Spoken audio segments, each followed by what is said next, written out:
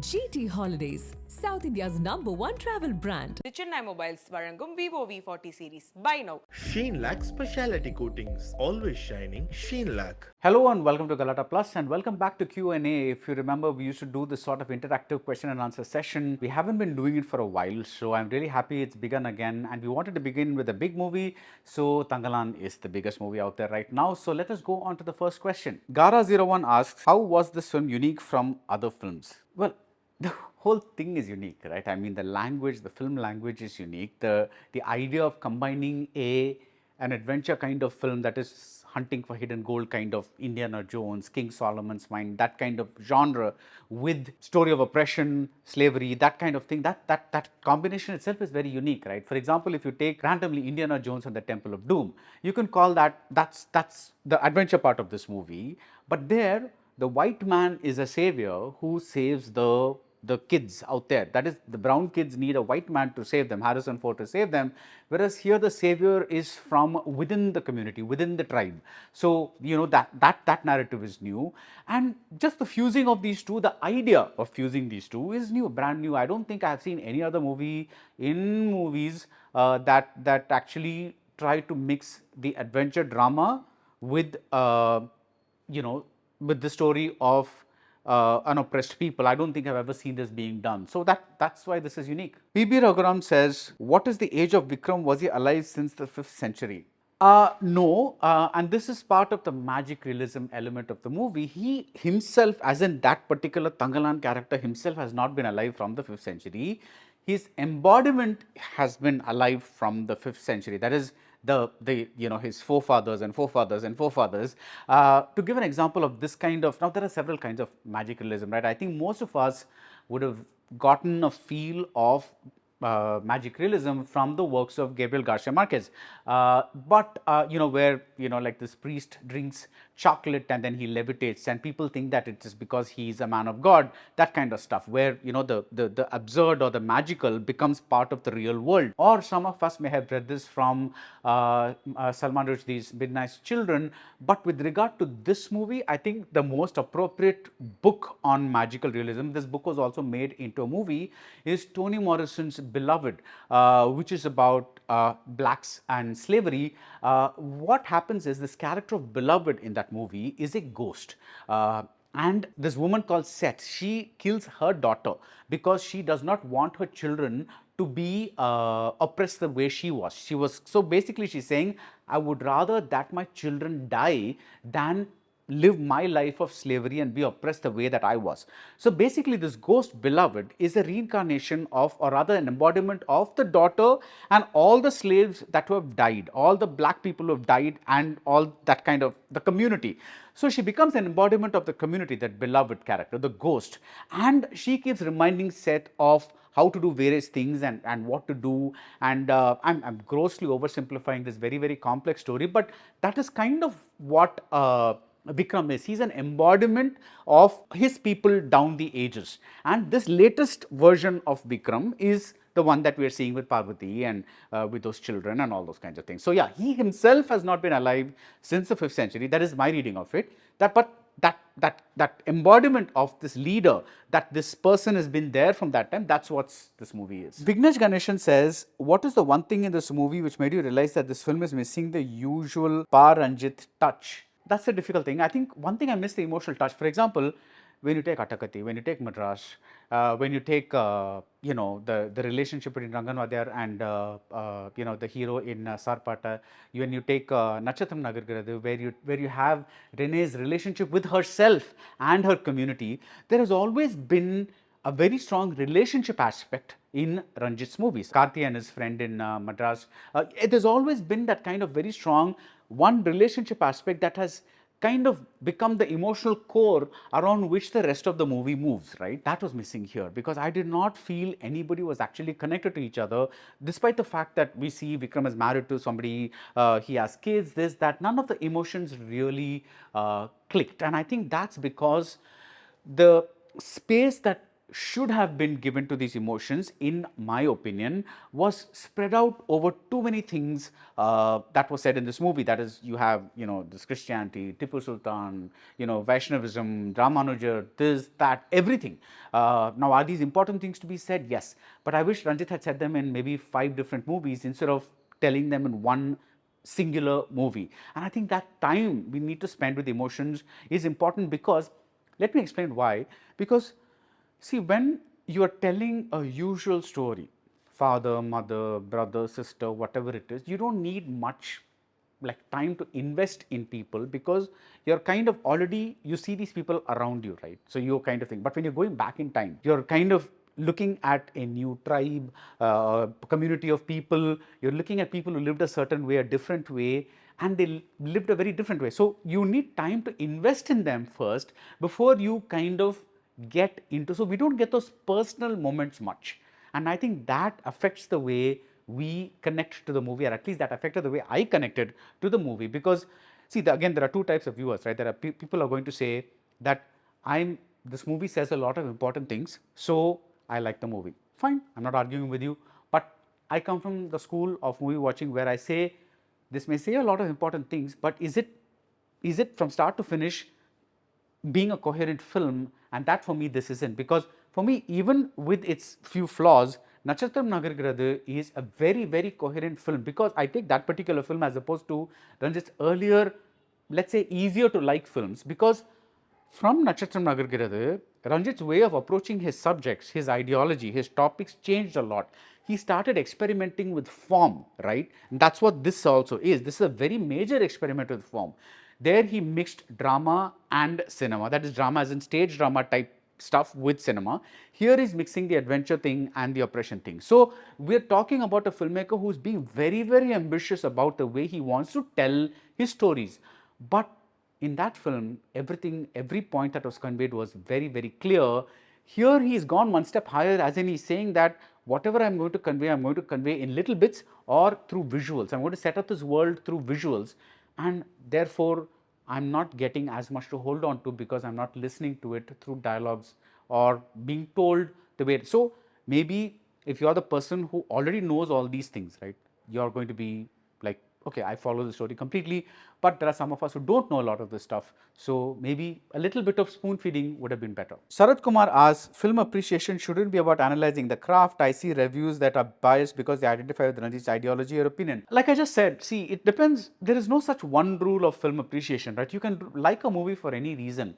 I like a movie to conceal its message within the broader story, so that if you get the stuff, that's fine, you get the subtext, but otherwise it still plays like thing, because you cannot tell an audience that you have to read all this, you have to be aware of all this, and then come and watch my movie. So that no, the director's responsibility or the maker's responsibility is to explain to the audience that this has been happening. I'll give you a simple example.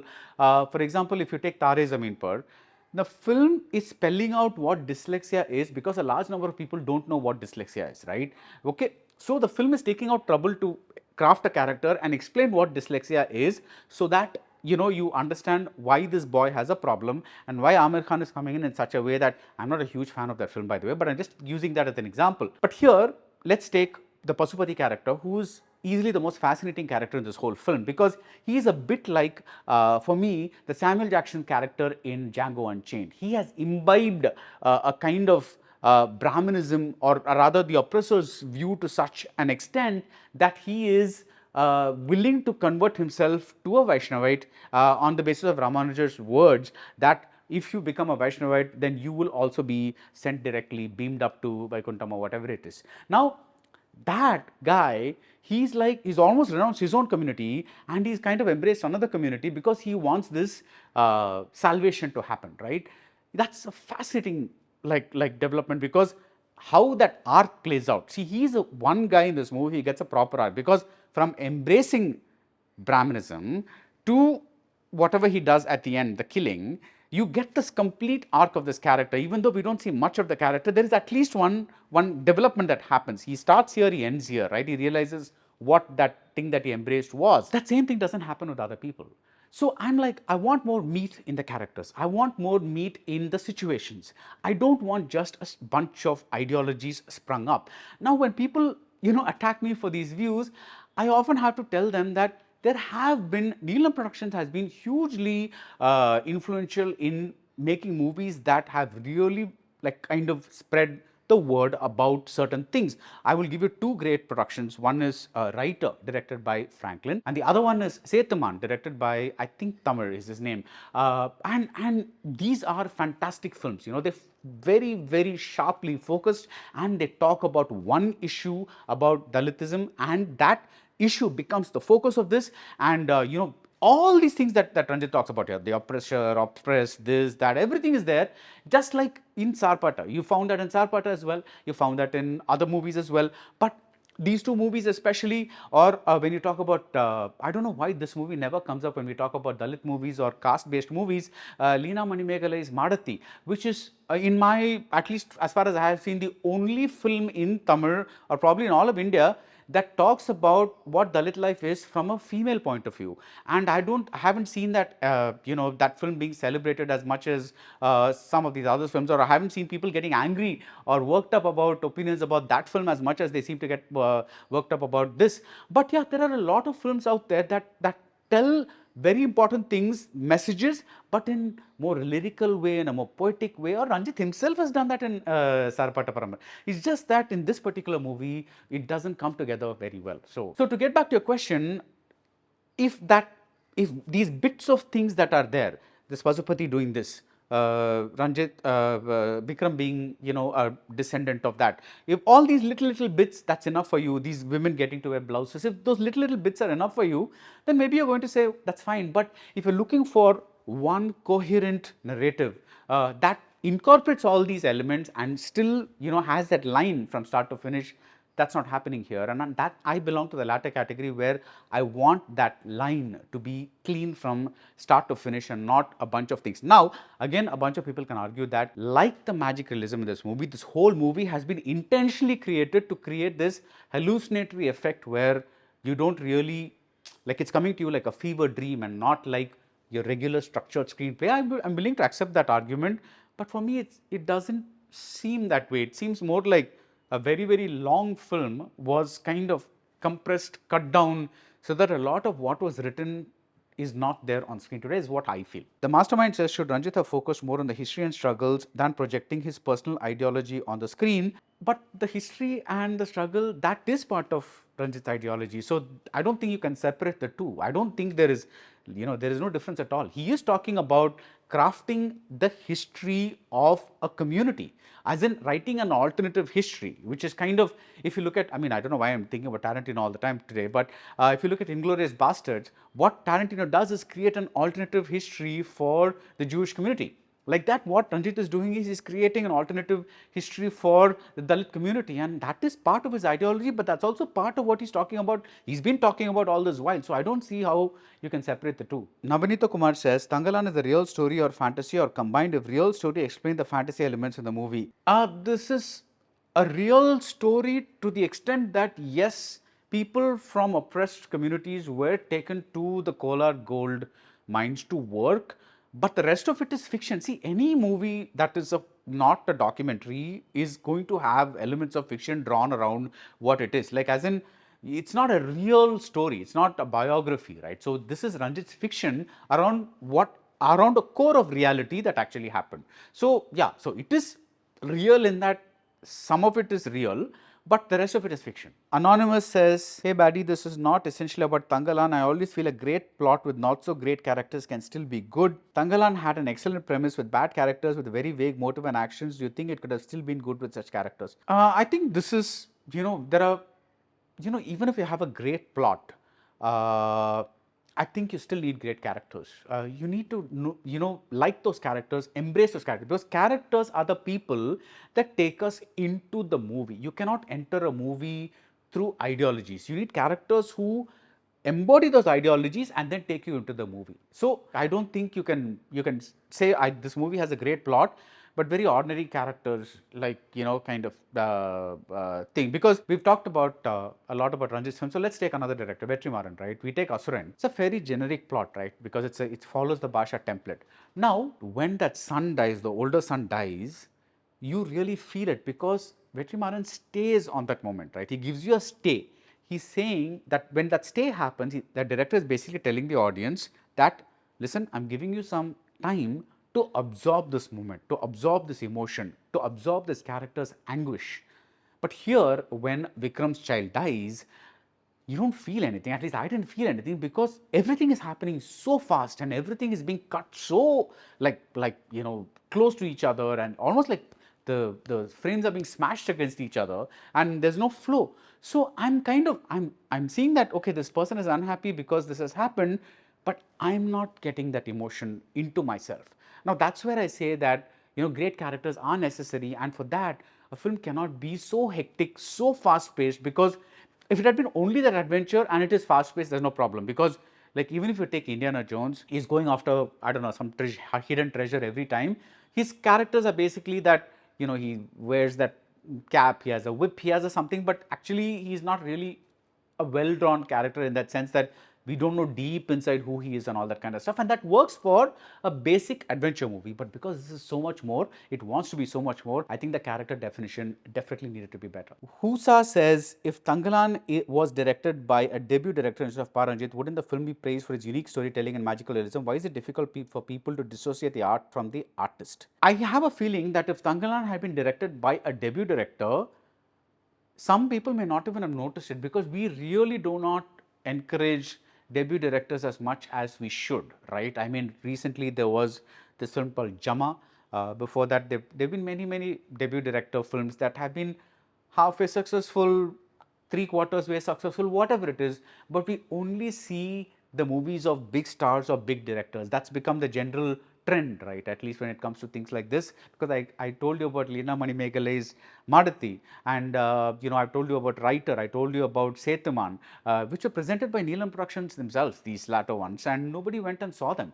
So the point is that, I think Ranjit is the brand behind the film, Ranjit and Vikram in front of the film. So this brand, Ranjit, is what is carrying this film and making these discussions happen. I think if it had been somebody else talking about these problems, I don't think people would have paid that much attention. But because brand Ranjit is such a strong brand today, and because he has become so associated with all these topics and ideologies that these questions are asking about, I think we would not be talking about it so much had it been done by another director or a first-time director. Mugen says, are we supposed to accept a film as good one just because it has some social message, even though it is not entertaining to be accepted as politically correct individuals? Should we accept a movie as a good movie? We've talked about this. It depends on how you want to view a movie, right? If you just want to see a movie as a message movie, then that's fine. That's nobody can tell you that this is not a wide way. But I would just differ with one word from what you have said, because you say, are we supposed to accept a film as good one just because it has social message, even though it is not entertaining? I would say change that entertaining word to engaging, because entertaining gives that it should be fun, it should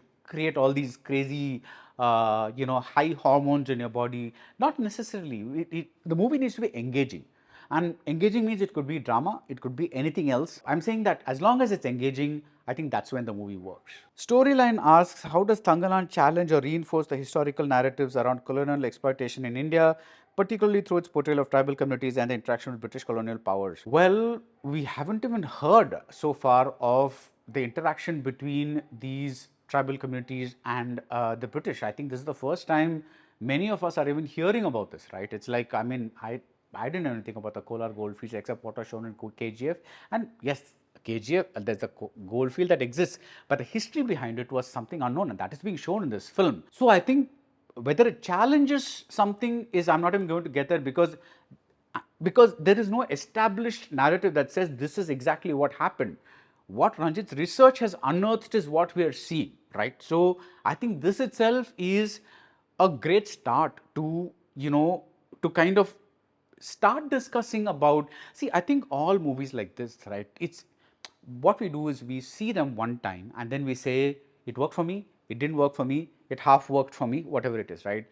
But these really, when movies acquire a new dimension and they're told in a very new way, sometimes, they may work for you a little later. They may work for you after a second or third viewing or whatever it is. Sometimes, you don't have to necessarily give a verdict, even though I'm a critic and that's my job and I have to do it.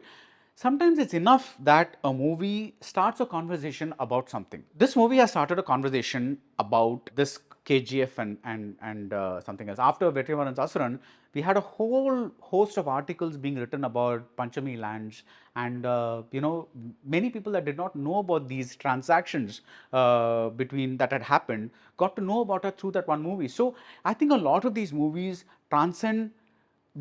Okay, as a movie, do you want to see them or not? Do you like them or not? That's one thing. But there is a secondary function, and probably the more important function is that they bring into the mainstream a certain awareness of things that happened that we did not know earlier, that many people might not have known earlier. And I think that's the secondary function of these movies, and I think that's very important. Rakshit M asks, what is your opinion on the proportion of magic realism element in the movie? I felt it was too much.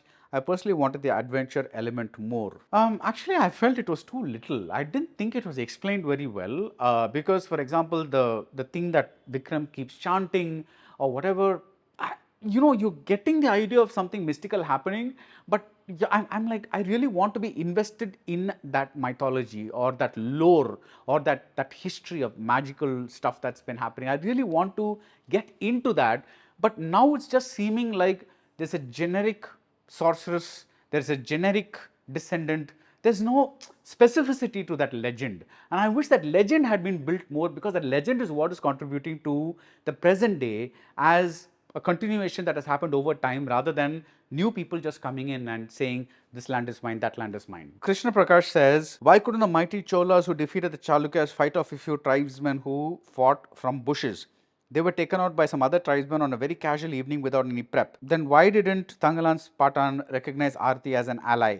If the Nagas were captured and enslaved, how was Thangalaan's Patan working autonomously?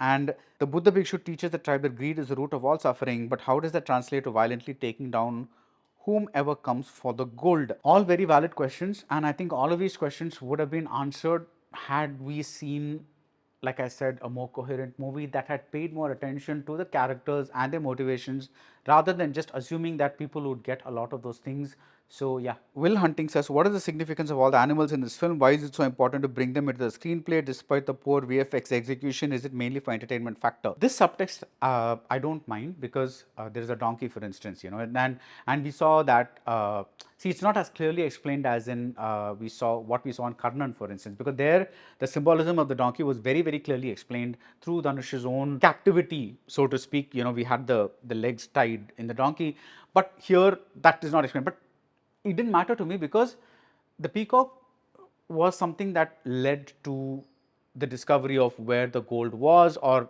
where those gold rocks were, whatever it is. It's kind of adding to the magical nature of the movie. But even if I don't understand specifically what these individual things are, I don't mind, because that is not crucial to my understanding of this movie. The characters, those things are important, but whether these animals are important, Ranjit probably has a big reason for all this, but that I didn't feel, you don't have to understand every little bit of a movie in order to get it. Sometimes things are just okay. I mean, but yeah, the VFX could have been better, but I don't think it's necessary to kind of really know what these animals mean in the larger context in order to get this movie. Film Stock says, the live sync sound has become debatable topic for this film. Heram Virmandi made decades ago had better output. Is it the right choice given the premise setting of the film? I don't know. Yeah, I've been always very ambivalent about this live sound. I know a lot of Hindi movies do it, but I think they're all studio set movies, or maybe they get people from abroad who really know how to do sync sound. But here, I don't think Heram is a great example, because there's a lot of like hiss and like noise. If you look at the soundtrack, it's like listening to an old LP record, if you remember Heram properly. I don't know, I think maybe because India is such a noisy country, especially outdoor, it becomes so difficult. I think maybe that was a problem. But even if that was a problem, I don't know why that problem wasn't corrected or fixed, given that this is such a big budget movie. Because if you got, the whole idea is to present sound that that people can understand. And I don't know why that wasn't done. Now, for example, now you may say that in real life, you don't understand everything that somebody says. Maybe somebody standing, 10 feet away, they're saying something, but I don't understand. That happens in real life, and therefore, why can't the movies be like that? But movies can't be like that, because you have to understand if that character is important, and even if he's standing 10 feet away, you need to understand, hear that very clearly, so that you get what so movies cannot mimic real life completely. Demagogue has a very interesting question. No emotional connect is the major concern reported by many reviewers. How are we not able to emotionally connect with local history, but we could connect well with World War movies from Hollywood? Is this purely dependent on writing, or we lack local historical connect in general? That's a really good question. But then in the West, history has been documented extraordinarily well, and I think, like in the general World War movies, right, you just needed to know two things. One is there were the Allies, and on the other side, Japan and Hitler. So you kind of, that has been established, and even if you don't know the details, to which you don't know about Churchill, you don't know about this, you don't know about that, at least you know these are the good guys, these are the bad guys, and almost all of the World War movies have operated on this assumption, right? It's like, it's not a and the World War movie is a genre that has been there from the 1940s when the war was there. So over the years, we have seen so many war movies that we have imbibed some of this. Now, what is being said in Thangalaan, or the community is being shown here, or the history that's being shown here, is brand new to, I bet, about 90% of the people. Because we are being, so this is the first time some kind of history, either regular history or alternate history, at least some kind of context is being put into, these kinds of things. So what I'm saying is, it's not as easy as the good guys and bad guys like in the World War, because this is about oppression, social oppression, as opposed to just countries fighting against each other for whatever it was. This is about social oppression. This is about societal stuff. So there is a lot of like things in the underground that unless you've probably been in the vicinity of that, you don't know. It's not as broad based as what the World War II shows. And like Ranjit himself has said several times, see, the Holocaust, for instance, is one of the most horrible things, right? But it has been documented so well, and the information about it has been disseminated so well that, even those of us in India, far away from whatever happened there, some level awareness of what happened to the Jews through Hitler, Jews, Gypsies, whatever, through Hitler, some awareness is there. Like, we know, like, what happened there. But when it comes to Dalit history, there's nothing. So it's only people like Ranjit and other people who are actually recording some of that and giving it to us. So that is why the emotional connect is more important, because we cannot say that this is a generic construct and therefore we can already jump into it. This is a construct that many of us are seeing for the very first time. So we have to be led into it, I would say handheld into it, because, for example, even if you say Cholas, Chalukyas, whatever it is, we still have to be handheld into it, because I don't think many of us truly know to the extent, unless you're a student of history or something like that, or you like reading a lot of non-fiction, because these things have not been as crystallized in the public consciousness as the world wars and the Holocaust and all those things. It's a sad thing, but it's a true thing, I feel. G. Hari Prasad says, even though the emotional connect to the characters was less, the movie gave me a solid, visceral, trance-like experience. The magical realism part elevated this experience, and I felt that it could have been better without the climax flashback about Aran, Arati, your thoughts, but that flashback is everything. If you follow the magical realism to its logical conclusion, that flashback is everything. Without it, we're just seeing a bunch of magic stuff happening. I mean, without that flashback, how can you even, because that's what establishes what happened originally, right? Arla Udrasamy says, I feel the lack of emotional connect is partly due to the indecipherable accent/dialogue right from the scene one, which makes us lose interest in the characters, and we're ready to move on to the next scene even before the current one ends, awaiting an interesting event to unfold. Thoughts? Absolutely. This is exactly what I felt, because the scenes don't stay. There's no stay. They just kind of, let's get on with it. There's a hurry in the way the whole story is told, and it doesn't stay. Now, Sarpata was, I think, almost 3 hours long. It was a very long movie, if I remember right. But you stayed with those characters. What a dizzying array of characters, like Dancing Rose, this coach. I mean, Rangan Vadyar versus the coaches of the other teams, and every character. There was like so many characters, right down to the character played by Sanjana Natarajan. There were so many characters that got either small time or whether their screen time was big. They registered so well. Even Mariamma, who's like, she's there only in the like latter half, and not to the extent that you would like a heroine to be from start to finish, but she registers so well. But here that doesn't happen because everyone is fairly generic. I mean, see, if Malavika Mohanan, that character Arati, is so, even with witches or sorceresses or whatever you want to call them, you want that bit of empathy or like why is that happening? Like what has turned her to that, right? She's protecting that land fiercely because she's saying that I have had enough of people trying to exploit this, so I'm going to unleash all my fury on the people doing this. But somehow that I feel should have come out much deeper than, and with a bigger connect to the Vikram character than without, because right now they appear to be two separate things rather than one unified thing. Direct says he wants to say kudos to everybody involved with the film, and it's a really daring experiment. The question is why Ranjit's film is not being understood and mistreated by most of the audience is what we have. That is what we have been talking about for most of this. It's like, I don't think it's being mistreated because I don't think people have any personal vendetta against Ranjit, because the same filmmakers' films earlier were celebrated. It's just that, like, and also, so what? One film trips and falls or doesn't do as well or doesn't connect as well.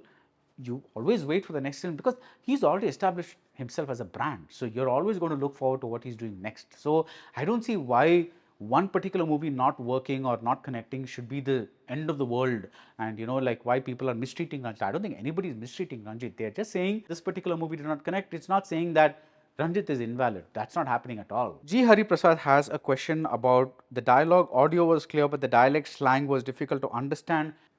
I truly feel that when you choose to do this, I appreciate the authenticity, I appreciate the research that you're doing about certain words and all that, but I do feel that subtitles are needed either in Tamil or in English or whatever it is, because I do feel that needs to get across to other people, because even within Tamil Nadu there are so many differences that in the way Tamil is spoken, that a person from Chennai may not recognize a Nagarkoil accent or a Kanyakumari accent or whatever it is. So I think that if you're going away from the generic Tamil that is spoken usually in movies, I think you have to have subtitles. And yeah.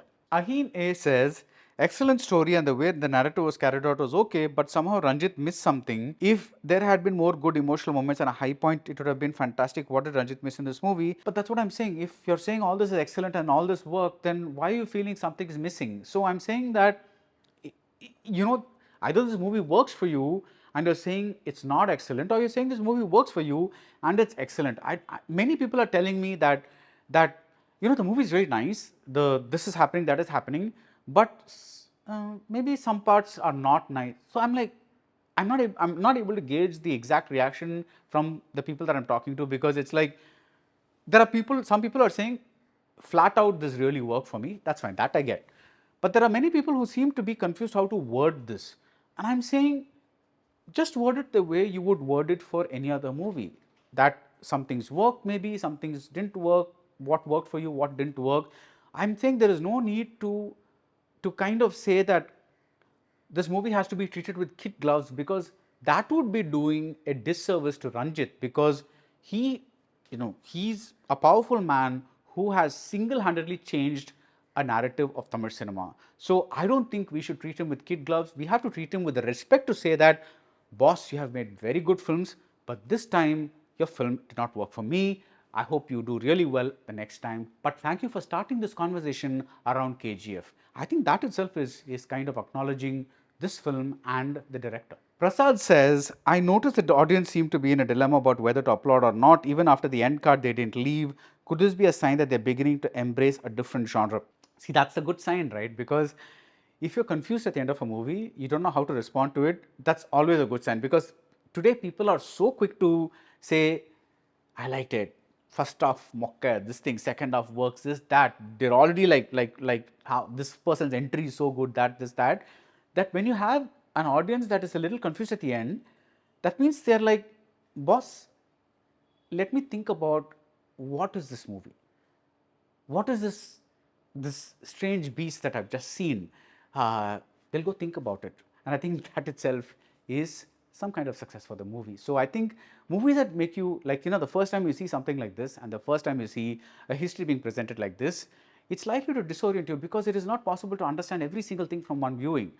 But at the same time, I will say that it is the movie's responsibility to at least tell the story coherently from start to finish at one viewing. Maybe the second viewing and the third viewing can give you little things that you missed, saying that, okay, oh shit, I missed this because like the first time I was following the story.